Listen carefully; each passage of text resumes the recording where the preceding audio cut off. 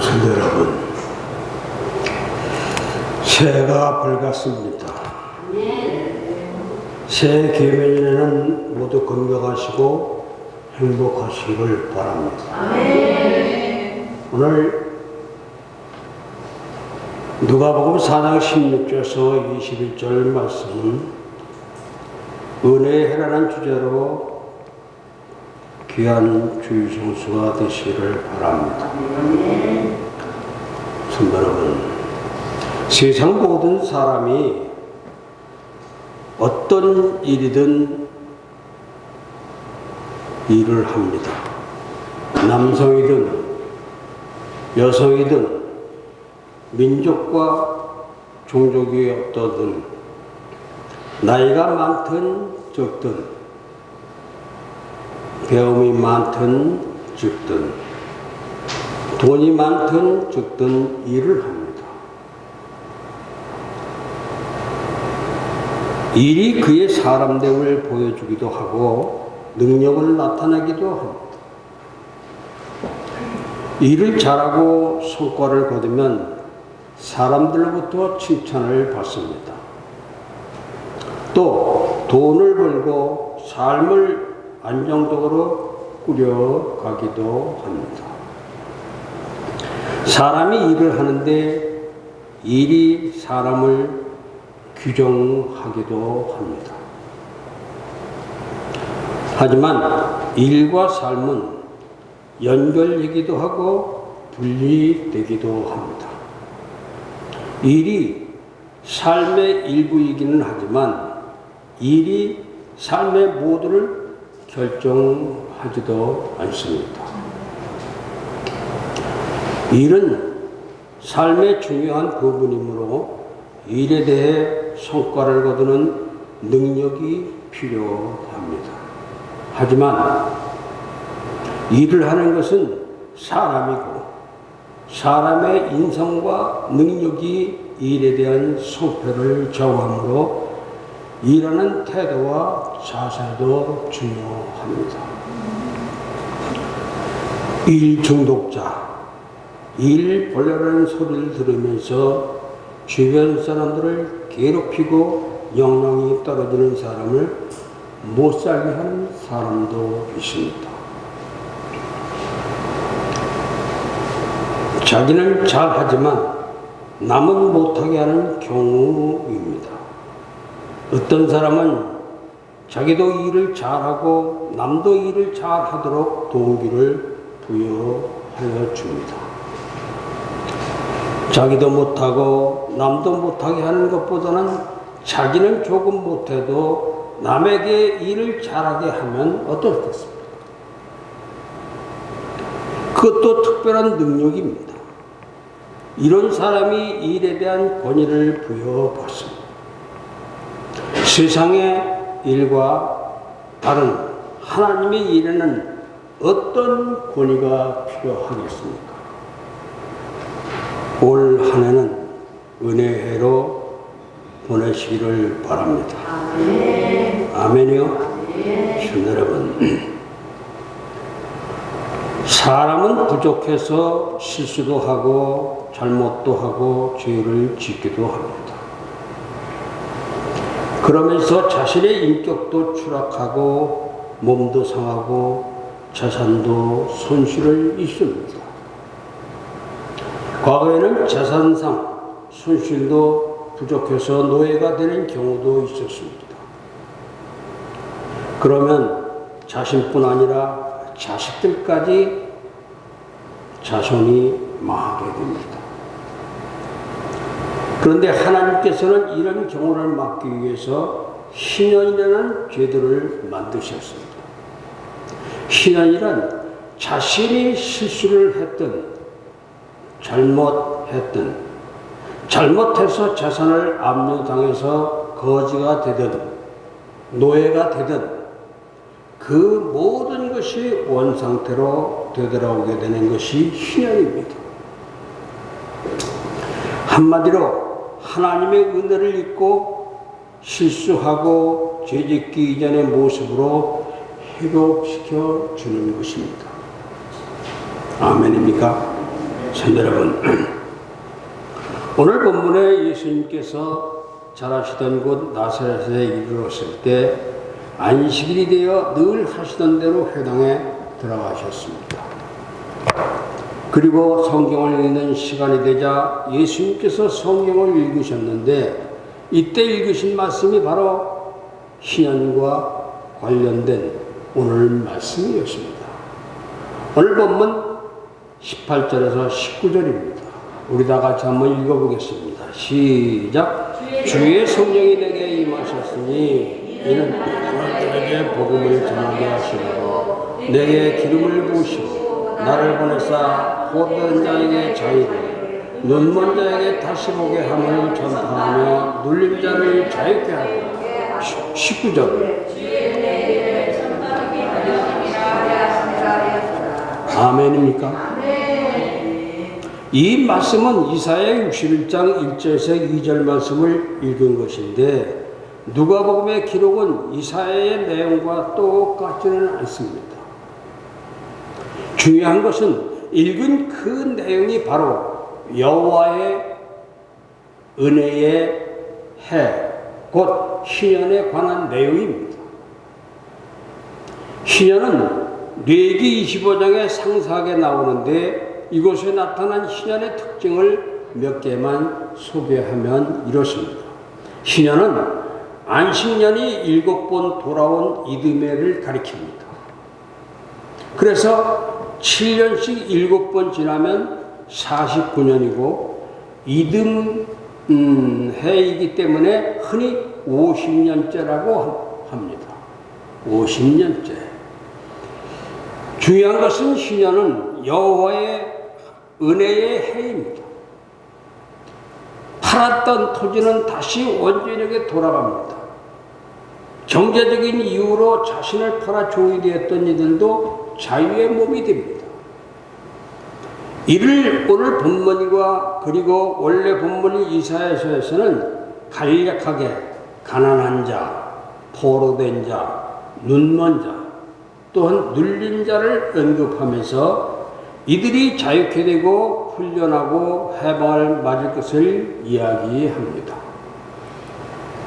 이렇게 신년은 모든 게 처음으로 원상복구되는 해이고 특별히 어렵고 힘든 자들은 눌렸던 것에서 벗어나는 해이고 심지어 짐승들도 먹을 것을 자유롭게 얻을 수 있는 그런 해입니다. 제가 92년도에 미국의 샌프란시스코 신학대학에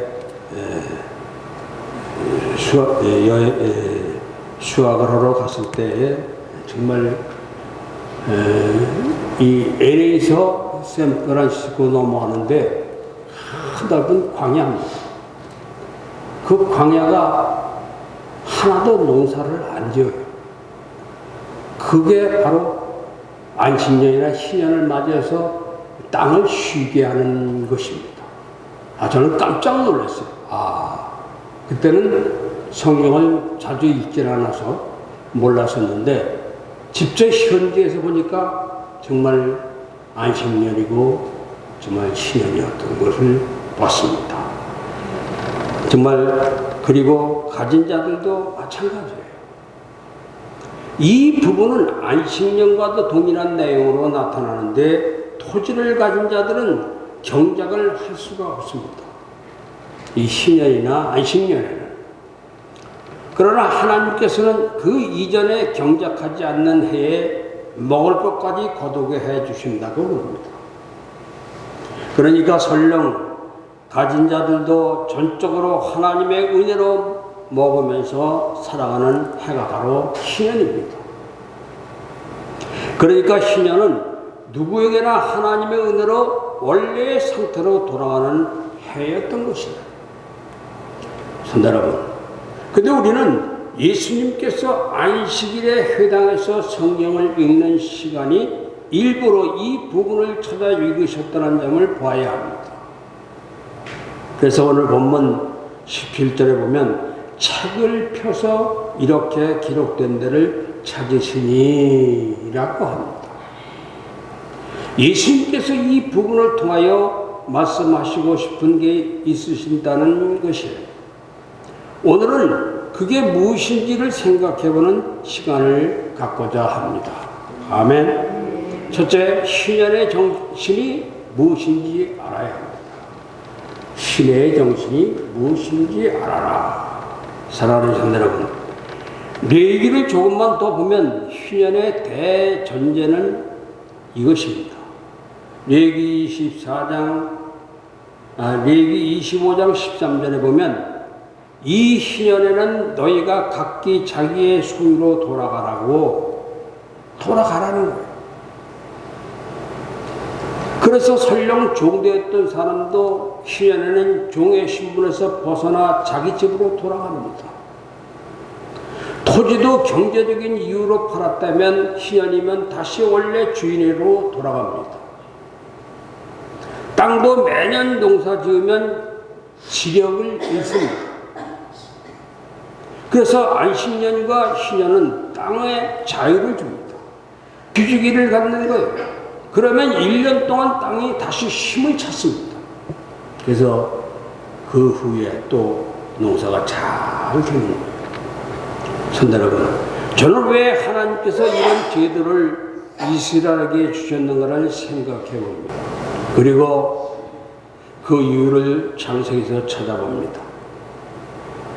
창세기를 보면 천지창조에서 특별히 사람을 창조하신 후에 하나님께서 주신 명령이 있습니다. 그것은 창세기 1장 28절 중반절에 보면 생육하고 번성하여 땅에 충만하라는 것이에요. 생육하고 번성하여 땅에 충만하라. 땅을 정복하라는 것입니다. 하나님께서 세상을 창조하신 목적은 이렇게 생명이 풍성해지는 것이에요. 죽이는 게 아니라 살리는 게 하나님의 뜻입니다. 신현의 원리는 이렇게 살리는 데 있습니다. 아멘입니까? 성도 여러분, 한 사람이 경제적인 이유로 소유를 팔면 당장 살아갈 수 있습니다. 하지만 이미 나빠진 경제력은 나아지기 힘듭니다. 점점 더 어려워집니다. 이런 경우에 그 사람을 살리는 게 바로 신현의 정신이에요. 즉 생육하고 번성하고 충만하도록 하는 것입니다. 동일한 이유로 토지를 파는 것뿐만 아니라 자기 자신을 종으로 판 경우도 마찬가지입니다. 종이 되면 생육하고 번성하기는 그냥 말라 죽습니다. 하나님은 생육하고 번성하고 땅에 충만한 원칙을 주셨지 말라 죽는 법을 주신 것이 아니에요. 그래서 신현에는 종됐던 자도 포로된 자도 모두 자기 원래의 곳으로 돌아가서 다시 살아갈 수 있는 힘을 얻게 하였던 것이에요. 할렐루야. 성도 여러분, 인간의 욕심은 동일한 그 넓이의 땅에서 더 많은 생산량을 만들어내고자 합니다. 그러다 보니 땅을 쥐어짜기 마련인데 이러다 보면 땅이 죽습니다. 하나님은 사람만이 아니라 당신이 만드신 피조물 전체가 살아나는 생육하고 번성하고 충만해지기를 바라시는 거예요. 그래서 안식년과 희년에는 땅도 농사짓지 못하게 하신 것입니다. 근데 우리나라는 어때요? 아직 기독교 국가가 아니기 때문에 매년 농사짓죠. 땅이 죽어요. 농사 안 됩니다. 이 기독교 국가는 7년이면 농사를 안 집니다. 그래서 49년 지나서 또 신년 되면 농사를 안 져요. 그게 하나님의 법칙이에요. 아울러 그때 땅이 자연스럽게 내는 소산물에 대해서는 원래 땅 주인은 거두지 못하고 가난한 이들이나 짐승들이 거둘 수 있게 하였습니다. 이 부분에서도 가난한 이들과 짐승들을 살리는 일을 하게 하신 것이에요. 하나님께서. 아멘입니까? 네. 이 희년의 정신은 창조의 연결입니다. 창조의 연결. 생육하고 번성하고 충만하여 생명이 충만하고 살리는 것이 충만하게 넘쳐나게 하는 것이야. 여러분, 사실 이 살리는 원칙은 희년에만 적용된 게 아닙니다. 자신을 종으로 팔아야 하는 경우에 그 사람을 산 사람에게 이렇게 명령을 하십니다. 레위기 25장 43절에 보면 너는 그를 엄하게 부리지 말고 네 하나님을 경외하라고 합니다. 아멘이요? 비록 동족 이스라엘을 종으로 삼았어도 다른 종들처럼 함부로 대할 수 없었습니다. 함부로 부르지 말라고 율법에 말하기 때문입니다. 그러니까 어찌 보면 계약에 의하여 일하는 일꾼 정도가 된 것이지 우리가 생각하는 종이 되는 게 아니에요. 이렇게 하라고 하면서 연결되는 말씀은 네 하나님을 경외하라는 것입니다. 비록 동족 이스라엘이 자신의 종이 되더라도 그를 함부로 부릴 게 아닌 것의 근원적인 이유는 하나님을 경외하는 데 있다는 거예요. 하나님을 경외하는 데 있다는 거예요. 즉 하나님을 경외하면 하나님의 만들어 놓으신 창조의 원칙인 생육하고 번성하고 충만하게 하는 살리는 법칙을 존중할 수밖에 없다는 것입니다. 또 하나는 토지를 판 경우에는 언제든지 여건만 되면 다시 물을 수가 있었습니다. 자신이 물지 못하면 친족 중에 물을 수가 있었습니다. 혹시 기업을 물을 사람이 없어서 물지 못하더라도 원래 주인에게 돌아가게 됩니다. 희년이 되면 그 기업은 원래 기업을 소유했던 자에게 돌아가게 하셨습니다. 현대 산업 사회가 아닌 당시 이스라엘의 경우 토지는 생활의 근본입니다. 하나님께서 기업을 정해주신 것도 살 수 있는 방법을 정해주신 것이야. 그래서 레위기 25장 23절에 보면 토지를 영구히 팔지 말 것은 토지는 다 내 것이라고 말씀하셨어요. 내 것이다. 하나님의 것입니다. 아멘입니까? 쉽게 말해서 땅 가지고 부를 추적할 수는 없다는 거예요. 왜냐하면 그렇게 되면 인간의 욕심으로 인하여 죽는 사람이 나오기 때문입니다. 하나님이 세우신 원칙은 살리는 것이지 죽이는 것이 아니기 때문입니다. 아멘. 여러분, 예수님께서 일부러 자신의 고향 회당에서 이 말씀을 골라 읽으셨습니다. 예수님께서는 하나님의 원칙은 생육하고 분성하고 충만하게 되는 살리는 데 있다는 것을 가르치시기 위하여 이 본문을 굳이 찾아 읽으셨던 것이에요. 희년은 이런 원칙을 가지고 있다는 것을 알아야 할 줄로 믿습니다. 50이라는 숫자가 아니라 살리려 하시는 생명을 더 풍성하게 하시는 하나님의 의도에 관심을 가져야 할 줄로 믿습니다. 생명을 풍성하게 하는 이 관심을 잃어버리면 우리의 신앙생활은 위선이 될 수 있습니다. 이 정신을 우리 마음에 다시 깊게 새기시기를 바랍니다. 아멘. 두 번째는 예수님께서는 이런 희생의 정신이 당신에게서 이루어졌다고 선포하셨어요. 당신에게 이루어졌다고 선포하십니다. 사랑하는 성도 여러분, 희년의 정신이 예수 그리스도로 인하여 이루어진다는 점이 중요해요. 이사야 61장 1절에서 2절에 기록된 이 희년에 관련된 구절을 읽으신 예수님께서 뭐라고 말씀하십니까? 읽으신 후에 책을 덮으시고 말씀을 듣고 있는 이들에게 이렇게 말씀하십니다. 오늘 본문 21절입니다. 우리 다 같이 시작. 이에 그들에게 이르시되 이 글이 오늘 너희 귀에 응하였느라 하시니. 아멘. 이것은 희년의 정신이 말씀하시는 당신으로 말미암아 이루어졌다는 것입니다. 어찌 보면 희년은 구약에 나오는 여러 모양과 같습니다. 이 모형들은 한결같이 무엇을 가리킵니까? 바로 예수님을 통한 회복을 가리키고 있어요. 예수님께서 지신 이 십자가는 범죄한 인간을 회복시키는 유일한 방법입니다. 아담 이래로 인간은 자신의 욕심에 사로잡혀 왔습니다. 그래서 생육하고 번성하고 충만하는 말씀을 자신에게만 적용하라고 합니다. 더 가지려 하고, 더 먹으려 하고, 더 누리려고 합니다.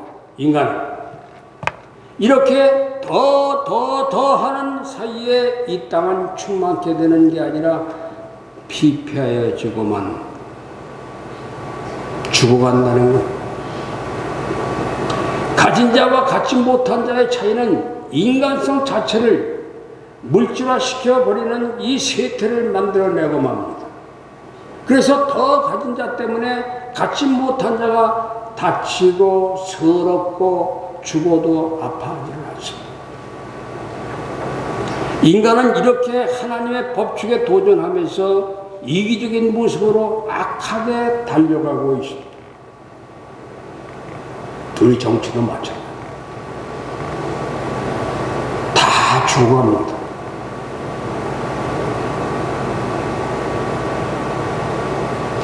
두 패로 갈라지고 있어요. 걱정입니다.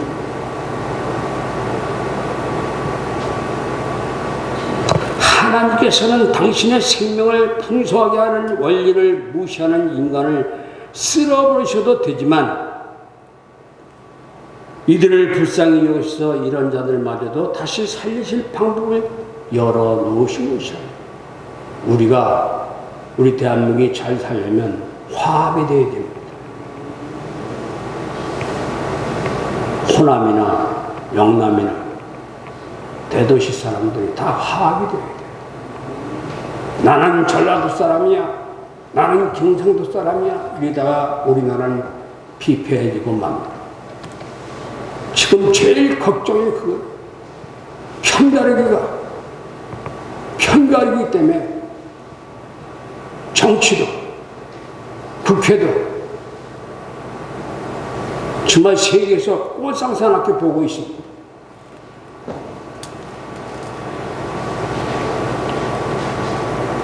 걱정입니다. 그게 바로 예수 그리스도의 십자가가 구속이에요. 죄 없으신 독생자 예수 그리스도께서 이런 악하고 욕심 많은 자의 죄값을 대신 지시고 십자가를 지셨습니다. 그리고 예수님의 십자가 그늘 안으로 돌아오는 자들에게 모두 하나님 자녀로 회복하여 주셨습니다. 그래서 우리는 예수 그리스도로 말미암아 구원을 받은 거룩한 자, 곧 성도가 된 것이야. 아멘입니까? 성도 여러분, 이 땅에서 예수 그리스도를 믿으면 그 어느 것에도 매이지 않는 자유함을 받는 것입니다. 그 어느 것에도 더 이상 속박되지 않는 자유를 주셨습니다. 회복이 이미 우리 안에서 십자가로 말미암아 이루어진 것이에요. 우리는 이미 이 땅에서부터 이런 회복을 충만하게 누리게 되었습니다. 조금도 부족함이 없습니다. 아멘입니까? 주님은 말씀하셨습니다. 오늘 본문 21절에 이 글이 오늘 너희 귀에 응하였느니라고. 아멘이요. 그 오늘은 예수님 앞에서 말씀을 듣던 바로 그 순간을 의미하고, 또한 그 오늘날은 성경을 통하여 우리가 동일할 말씀을 받는 지금 이 순간을 의미하는 것이에요.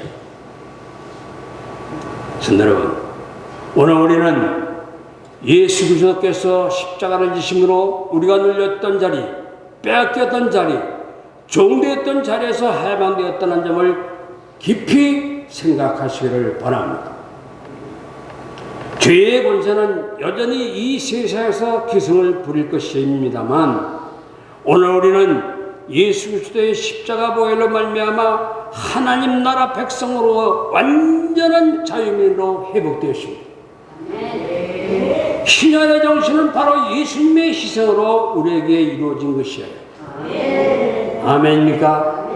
세 번째로 우리는 희년의 정신을 따라 살아야 합니다.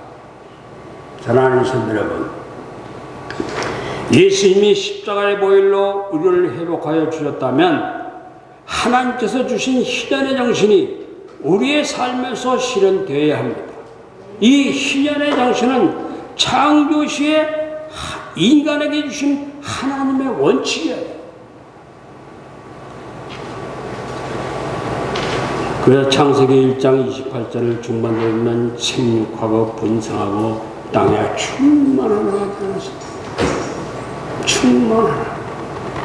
오늘 이 땅에서 살리는 정신, 생명을 풍성하게 하는 정신을 갖고 살아야 할 줄로 믿습니다. 우리가 가는 자리에는 이기심과 욕심이 아닙니다. 이기심과 욕심은 살리는 게 아니라 죽이는 것일 뿐이에요.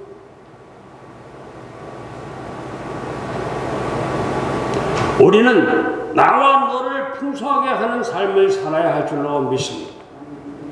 저주와 반목이 아닙니다. 저주와 반목은 살리는 게 아니라 죽이는 것일 뿐이에요. 우리는 칭찬과 격려로 나가야 할 줄로 믿습니다. 아멘이요. 살려는 일은 자기 자신, 또 교회, 그리고 사회로 확정되어 나가야 할 줄로 믿습니다. 우리 한국교회는 자신의 구원과 교회 부흥에는 무척 관심이 많습니다. 사회에 대한 봉사나 헌신에 대해서는 그다지 큰 관심을 갖지 못합니다. 그런데 희년의 정신은 우리 안에서만 머물러 있어서는 안 돼요.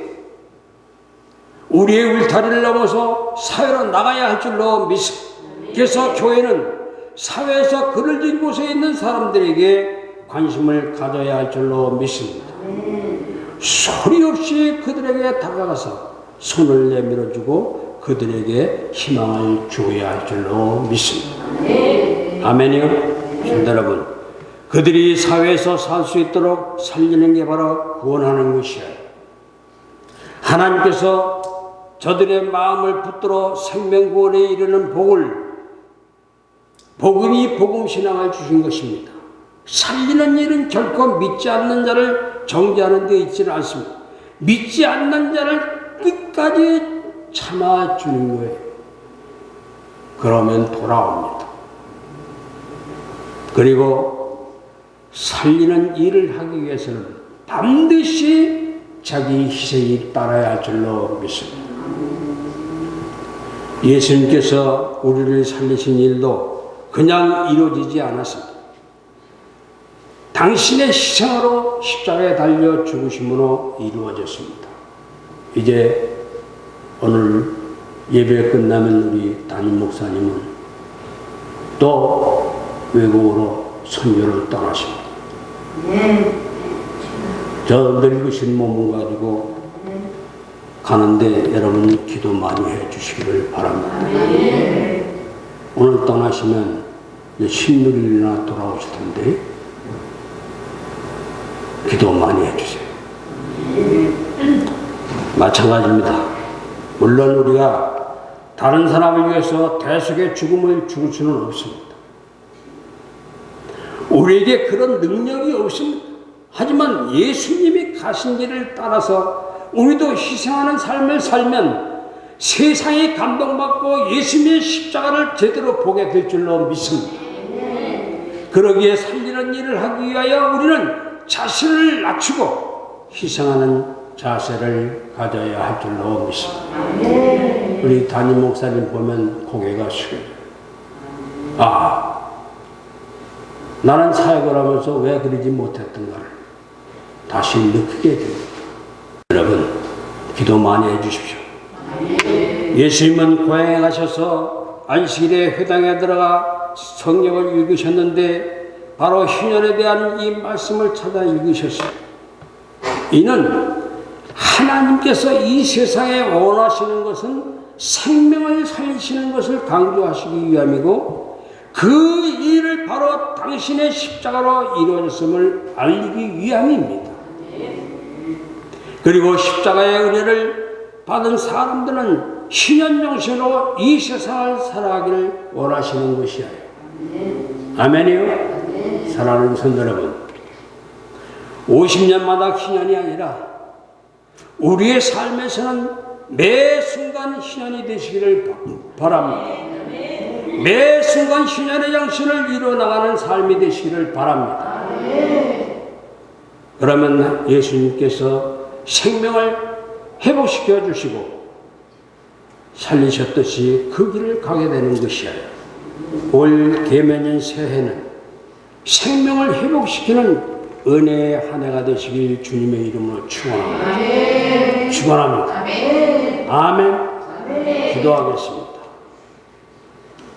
성부, 성자, 성령의 이름으로 세례를 받게 하신 하나님 아버지, 물세례로 저희의 죄악을 씻어주시고 성령의 세례로 거듭나게 하심을 감사드립니다.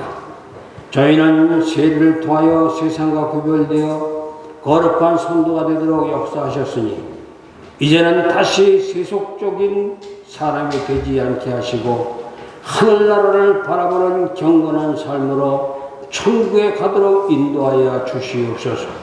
초대교회 성도들이 성령으로 충만하여 불을 받아 복음을 전파한 일과 같이 저희도 성령을 충만히 받아 땅끝까지 복음을 전파하여 지구촌에 하나님의 나라를 세우게 하여 주시옵소서. 또한 저희도 세례를 받아 하나님의 자녀가 되어서 하나님께서 허락하신 사역의 권위를 아낌없이 실행하게 하여 주시옵소서.